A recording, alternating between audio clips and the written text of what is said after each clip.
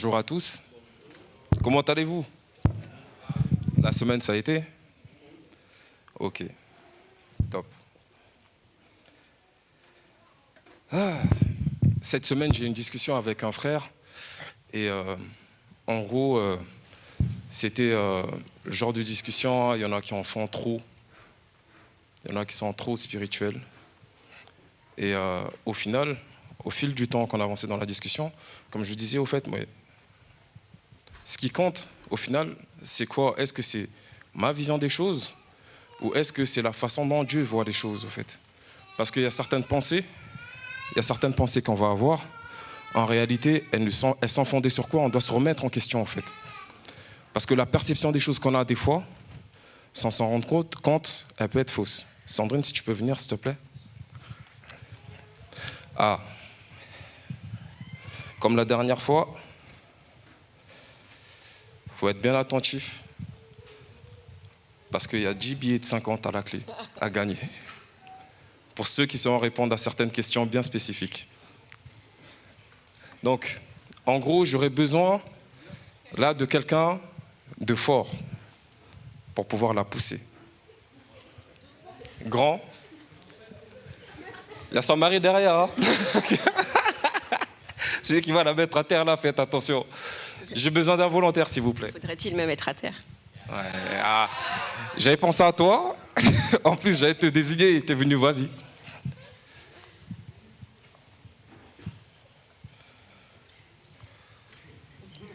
Quelqu'un qui a grandi dans le ghetto, qui a connu la prison au Ouarzazate. Tu parles de qui, là? De toi? Alors, on va parler des pensées aujourd'hui, la perception qu'on a des choses. Est-ce que vous pensez que Yann peut la pousser? Oui. Vous êtes sûr? Non. Ah, ok. Yann, mets tes mains tendues, bien tendues. Tu restes tendu. Et l'objectif, c'est de la faire reculer. Vas-y. Waouh. Non, en poussant, tu dois garder le contact. Ouais. On t'a dit, il y a son mari derrière, là. Il a une basse, hein. Donc, non. Tu te laisses pousser, faut pas jouer la comédie. Mais je joue pas. Fais-la reculer. Non, tu dois. Fais-la reculer, donc tu avances. Ah, j'avance, ok. Ouais. Ok, j'avance. Ok, d'accord. Maintenant, repose tes mains. Ok. Vas-y.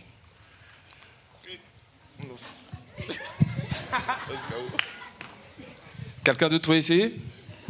Un volontaire? Tu veux essayer, frère?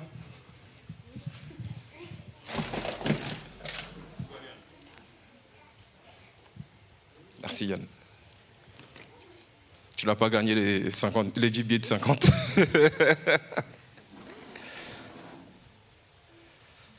Pareil.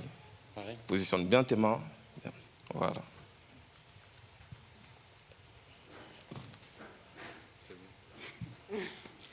Un dernier volontaire? Ok. Donc, comme quoi la perception des choses qu'on a des fois, elle peut être faussée. Parce que du coup, au fait, en regardant Sandrine, ou elle-même, quand elle va voir un grand gaillard au fait s'avancer vers elle, elle va se dire automatiquement, ben, c'est impossible. Pour moi, au fait, c'est logique, il va me pousser, je vais partir en l'air, au fait, en gros. Mais il a fallu, au fait, qu'elle ait la connaissance pour pouvoir répliquer et ne pas se laisser pousser en arrière. Et c'est la même chose, au fait, vis-à-vis de Dieu. Des fois, au fait, il y a un manque de connaissance. C'est pour ça que la parole dit, mon peuple périt, faute de connaissance. Parce qu'on ignore certaines choses, au fait, et le diable s'appuie sur notre ignorance, au fait, pour nous faire reculer.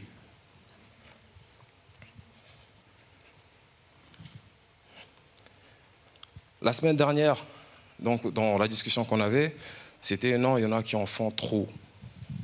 Ok. La semaine dernière, la prédication du frère Nat, c'était il faut être chaud. Mais certains frères vont dire il faut un juste milieu. Entre le chaud et le froid, c'est quoi le juste milieu? tiède. Mais... Non, entre le chaud et le froid. Entre le chaud et le froid, si c'est tiède, qu'est-ce que Dieu dit? Ok. Mais la plupart du temps, en gros, en fait, on a tendance à voir Dieu un peu comme des règles. Et c'est pour ça qu'on va dire qu'il en fait trop. Ou il y en a certains qui en font trop. Parce qu'on s'arrête au principe de vie, au fait. Comment tu peux reprocher à une personne, au fait, de voir souvent son père, ou d'être souvent au téléphone avec son père, ou d'être ami avec son père? Si on avait une relation avec Dieu comme de la même manière, au fait, en gros, que je vois Dieu non pas comme des règles de vie, non pas comme des principes, mais comme une relation, en fait, au quotidien, en fait, je côtoie mon père, en fait. Parce que du coup, au final, on reproche pas mal de choses, au fait, aux catholiques. Non, mais en gros, vous en faites trop. Nous, on est dans la vérité, comme si on était meilleurs, alors qu'en réalité, au fait, des fois, on fait la même chose, au fait. Ce qu'on va leur reprocher, ah, vous priez les Vierges Marie, vous priez des choses, au fait que c'est pas biblique. D'accord?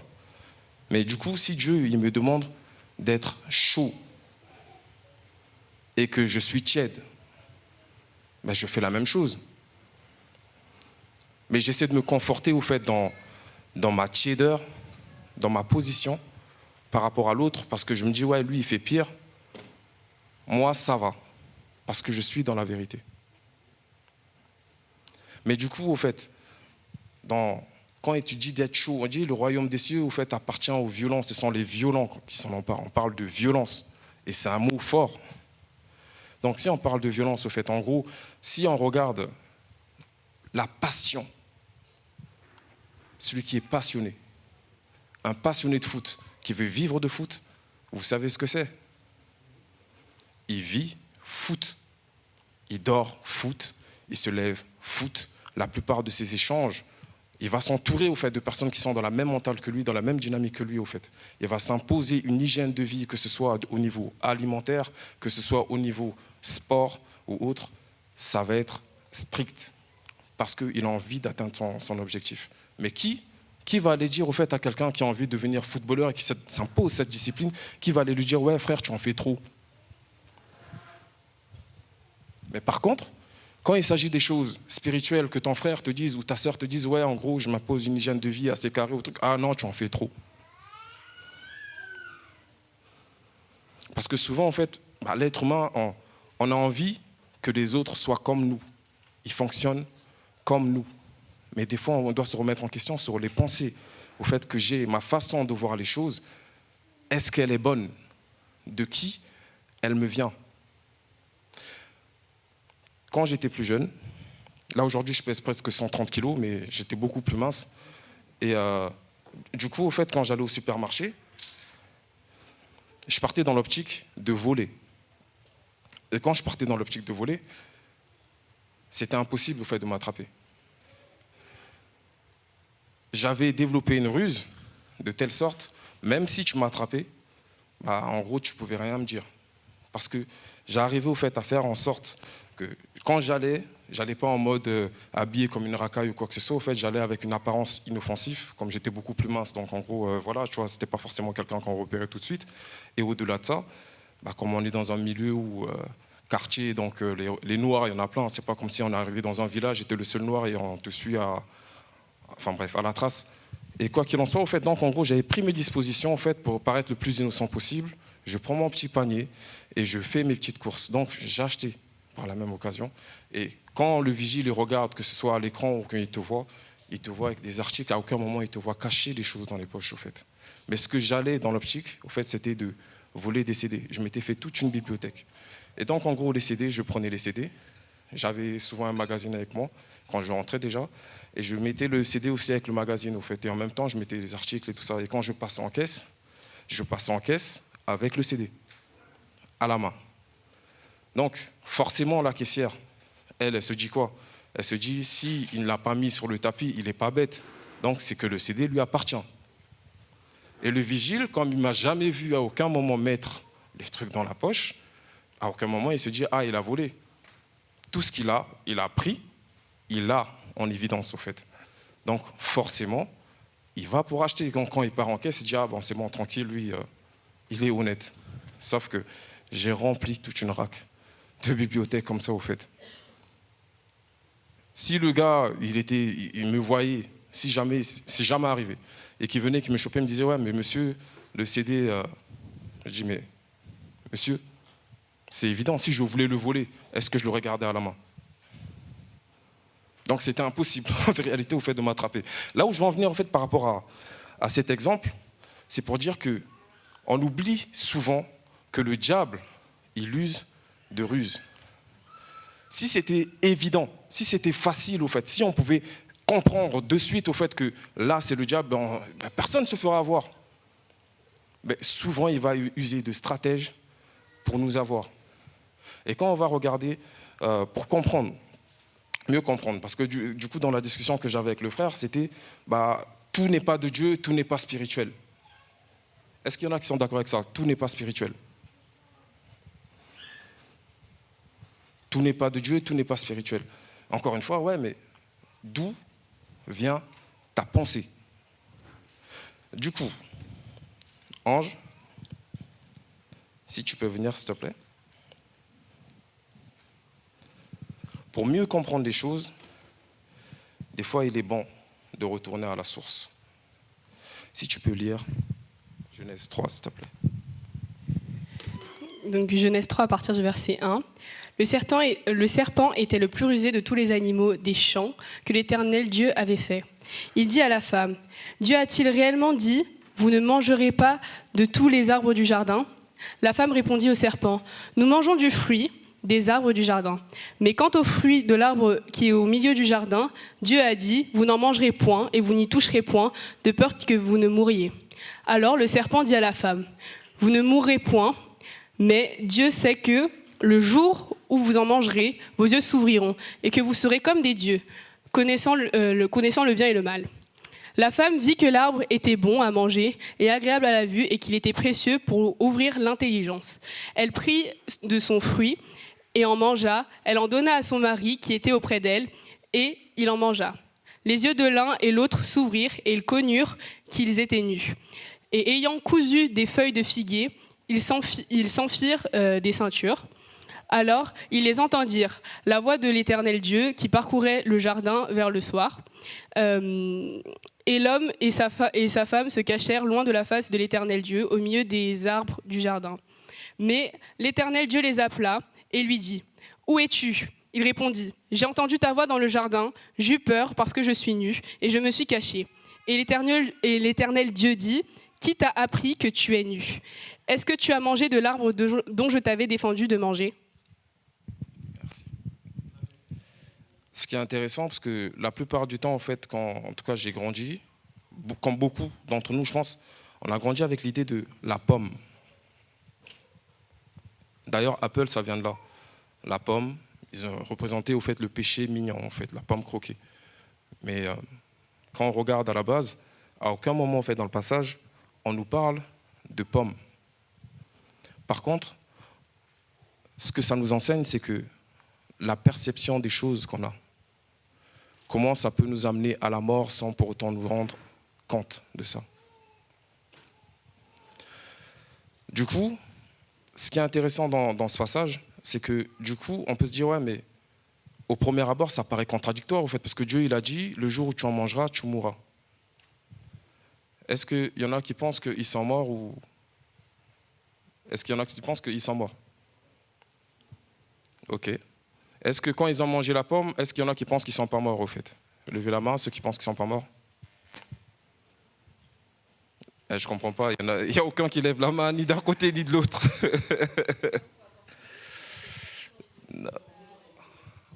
Comment? Ils sont morts spirituellement. Ah, ok.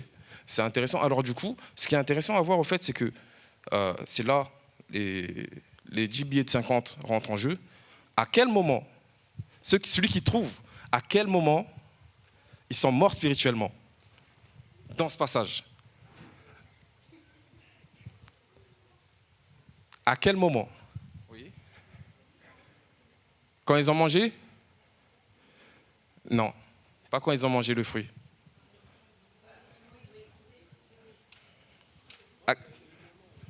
Qui a levé la main? Au moment où elle a conversé avec le serpent? Non, frère, tu as perdu ton argent.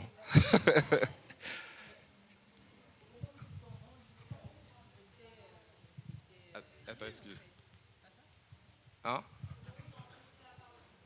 Au moment où ils ont accepté la parole du serpent? Pas encore. Oui? Hein? Non, j'ai entendu. Là, il y a quelqu'un qui a donné la réponse. T'as dit? Au moment où ils se sont reconnus qu'ils étaient nus, en fait. Que les yeux se sont ouverts, ils se sont reconnus qu'ils étaient... Waouh! Tiens.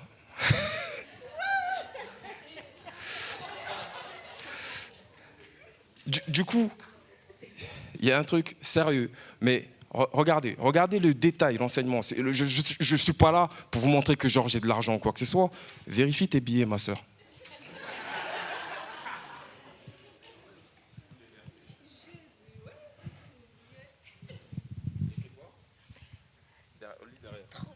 Ici? Ouais.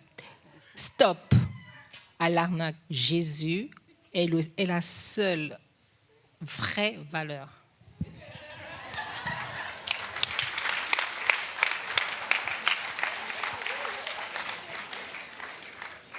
Et là, ça pourra servir de dent pour la future salle. Hein. et du coup, ce qui est fort, c'est que c'est ça, au fait. Le diable, quand il est venu, il te tend une perche, il te séduit. Mais au fait, sans pour autant te rendre compte, comme il est dit, au fait, telle voie paraît droite, mais son issue, c'est la mort, au fait.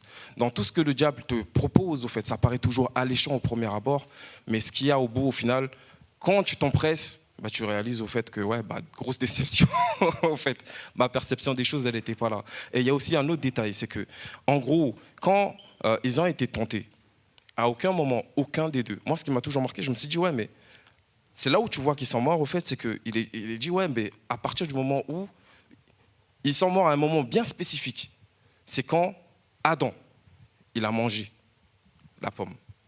C'est quand Adam, il a mangé la pomme. Et je me suis dit, ouais, Seigneur, pourquoi? Seulement, c'est quand c'est Adam qui a mangé la pomme, mais pas, leurs yeux ne se sont pas encore ouverts quand elle n'avait pas encore mangé. Maudit celui qui est seul dans son champ, parce que s'il tombe, qui sera là pour le relever? Parce que du coup, au fait, il y avait encore un espoir. Dieu attendait que Adam, en fait, il puisse interpeller sa femme, puisse la sauver, au fait, en quelque sorte, au fait, tu vois.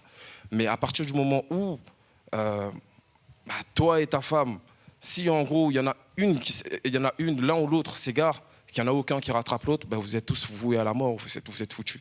Et c'est à partir de là, au fait, qu'en gros, bah, il n'y avait plus rien à faire, parce qu'il n'y en avait aucun pour rattraper l'autre, au fait. Et c'est à partir de là que leurs yeux se sont ouverts et que c'était fini.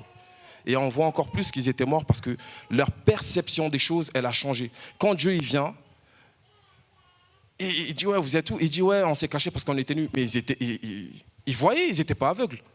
Parce qu'il a dit ouais, comme quoi elle a vu que l'arbre était bon. Donc elle voyait. Ils n'étaient pas aveugles.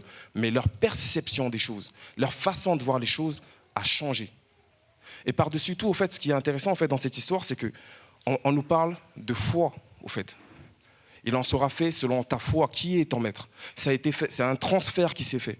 Ce n'est plus Dieu, mon maître, mais ça devient Satan. Parce que je préfère faire confiance à ce que Satan dit, plutôt en ce que Dieu il dit. Parce que Satan, c'est quoi son intérêt? Il ne va pas nous mettre bien juste pour nous mettre bien. Son intérêt, au fait, c'était qu'on meure et qu'on devienne ses esclaves. Donc à partir de là, bah, c'était foutu, au fait, pour l'homme. Parce qu'il avait fait son propre choix. Dieu nous a laissé le libre arbitre. Et sous prétexte, tu seras libre de décider par toi-même, ce qui est bon et ce qui est mal. Faire attention à nos pensées, notre perception des choses. Ah non, moi je ne vois pas les choses de cette manière. Mais frère, cherche la pensée de Dieu. Cherche pas selon ta façon de voir les choses, parce que ta façon de voir les choses, au fait, il y a un maître qui est là, au fait, à la base. Le maître de ce monde, son objectif, bah, c'est de te détourner de Dieu. Donc, à travers toutes sortes de pensées mensongères, au fait, il te détourne. Et c'est pour ça que nous devons ramener toute pensée captive à l'obéissance de Christ, que nous devons ramener toutes nos pensées captives, au fait, à ce que Dieu y dit, et non ce que le diable nous fait penser. Parce que sinon, on en aura bien des déceptions. Là où on va penser gagner gros, au fait, on aura beaucoup à perdre. Ne soyons pas religieux. Comme le jeune homme riche, beaucoup d'entre nous, en fait, on est comme ça, on se dit, ouais, non, c'est bon, j'ai un équilibre et tout ça, mais en réalité, remettons-nous en question. Si je suis vraiment chaud, comme il le dit, bah, compare-toi, au fait, au footballeur, au fait. Est-ce que je dors en pensant foot? Est-ce que je me lève en étant foot? Est-ce que je suis régulièrement dedans, en fait? Est-ce que je suis entouré, au fait, de personnes qui sont dedans? Ou est-ce que la plupart du temps, en fait, je vais être un menteur, ou je vais être dans mon ambiance, je vais être dans le feu, je vais être dans mes bails, au fait, en gros. Mais que Dieu, il est loin de moi. Et si je suis dans cette position, en fait, si je suis loin de Dieu, au fait, donc je dois chercher, au fait. Je dois chercher à lui demander, Seigneur, ben, en gros, je réalise, au fait, que ma vie, c'est moi, j'ai voulu mener ma vie par moi-même, mais qu'au final, bah, je n'ai pas le contrôle. Je n'ai pas le contrôle et que j'ai envie que tu m'aides à te faire confiance. J'ai envie, au fait, que tu m'aides à changer réellement là où j'ai des problèmes avec la masturbation, là où j'ai des problèmes avec la pornographie, là où j'ai le problème avec la sexualité et là où j'ai le problème avec le mensonge. Parce que souvent aussi, le mensonge, on va minimiser, c'est rien, j'ai pas trompé ma femme, c'est rien, en fait. Mais c'est beaucoup. Et ça nous détruit. Et ce qu'on oublie souvent, en fait, c'est que les conseils que Dieu nous donne, c'est pour nous. Les conseils que Dieu nous donne, c'est pour nous. Là où, en tant que femme, même en tant qu'homme, je me dis c'est rien, je l'aime, j'ai des rapports de manière consentie, je suis d'accord avec, au fait, je ne vois pas où est le mal. Soyons honnêtes. L'être humain, on compare tout le temps. On compare tout le temps les conséquences, au fait, d'aller d'homme en homme ou de femme en femme. Bah, en gros, tu t'amènes des frustrations inutiles. Parce que du coup, au fait, non seulement, si tu te dis chrétienne, et que en gros, tu as des valeurs, et qu'au premier homme, au fait, qui vient, qui te séduit et tu te laisses avoir, dis-toi qu'en tant qu'homme, je parle en tant qu'homme, je pense que la plupart des hommes, au fait, sont là pour confirmer, bah, et en gros, il n'aura pas le même respect au fait que la personne qui va se dire, ouais, qui va être intègre par rapport à ses valeurs.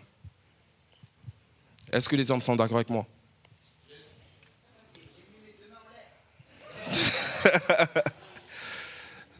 Respecte-toi, premièrement, au fait, vis-à-vis de Dieu. Et si tu ne l'es pas, ton homme, il ne te respectera pas. Même s'il te donnera l'apparence de je t'aime ou tu auras, voilà, je marierai avec toi, au fait, au final, il ne pourra pas être en confiance. Il ne pourra jamais te respecter, au fait. Et au-delà de ça, même quand je parlais de la frustration, la comparaison, bah, au final, qu'est-ce qui se passe? Quand tu as embrassé un homme et que tu embrasses un deuxième dans ta vie, bah, il se passe, tu compares. Même sans t'en rendre compte, sans le vouloir, tu compares et ça engendre des frustrations, en fait. Donc, en gros, j'ai connu X, Y, Z. Mais maintenant, je suis marié.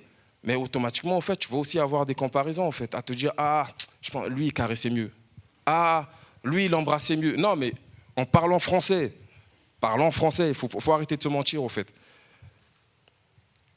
Du coup, comment, en fait, tu veux être épanoui, au fait, si tu vas dans mon homme? Maintenant, ce qui est fait, c'est passé. Mais réfléchissons, au fait, à l'avenir, au fait, par rapport à tout acte qu'on a amené à poser, au fait. Même en tant qu'homme, je parle aux femmes, autant qu'homme aussi, c'est pareil, au fait. Autant de la même manière, la femme aussi, de son côté. T'imagines, tu es en train de faire tes affaires avec ta femme. Si les pensées de l'homme, au fait, elles étaient ouvertes et Dieu ne pouvait nous permettre d'entendre, on pèterait un câble, au fait. T'imagines, ta femme, elle est en train de te comparer avec un autre. Elle se dit, par rapport à l'autre c'était mieux. Mais tout ça, c'est parce que justement, en fait, on a choisi délibérément, en fait, de marcher selon ce qu'on pense être bon ou mauvais. Choisissons, en fait, non notre pensée, mais choisissons, en fait, comment Dieu y pense. Faisons-lui confiance, cherchons à développer, au fait, avec lui, une relation, en fait, comme un père avec son enfant, parce qu'il nous connaît mieux que nous-mêmes. Et par-dessus tout, au fait, il voit plus loin que le bout de notre nez. Dans chaque situation de notre vie, il est pédagogue. Et voilà. C'est bon? Juste le dernier truc, je crois. C'est bon. Je peux ou pas? Non, 30 secondes. Dernière illustration. Alors, vite fait. Ok, ben ouais, je clôture avec ça. Vas-y, tiens. S'il te plaît.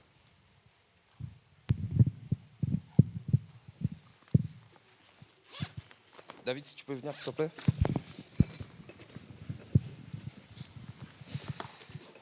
Hop là. Merci.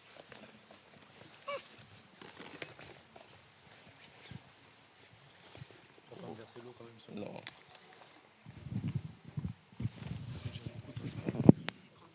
Ouais. Bon, c'est pas grave. Là, ce sera pour une prochaine. Ok.